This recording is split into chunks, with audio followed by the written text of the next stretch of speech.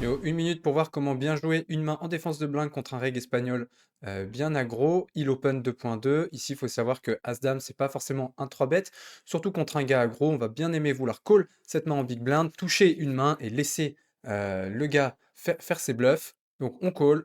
Flop avec un As. Ici, il s'est bet range small. J'ai 1000 mains sur lui environ. Il s'est bet 99% au flop. Donc c'est un c-bet range.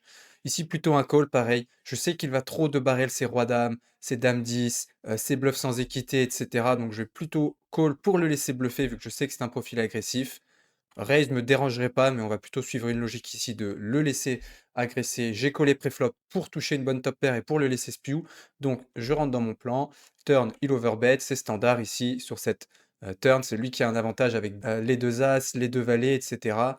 Le sizing est bon. Ici, pareil, on raise pas, on call simplement. N'ayez pas peur des gros sizing contre des règles espagnols qui sont très agressifs. On call, et river, on touche la dame, on est à la fois content, mais on sait qu'ici on va se prendre souvent un gros parpaing. River, il met le troisième barrel, il fait donc un tiers flop, overbet turn, overbet river. Ici, on peut se poser la question si on peut shove river contre as-4, as-2, as-valet, as-roi. Pourquoi pas? J'aurais pu le trouver. Bon, en GTO, c'est plutôt un call.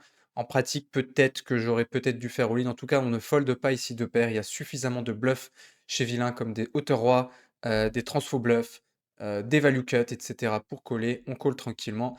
Et vilain a bluffé dame 10. Son combo n'est pas trop mal sur le papier, mais s'il prend trop de dame X, transfo bluff, de roi X, il va overbluff cette river. On a suivi notre plan, on a call 3 barrels et notre vilain était bien, effectivement bien agressif.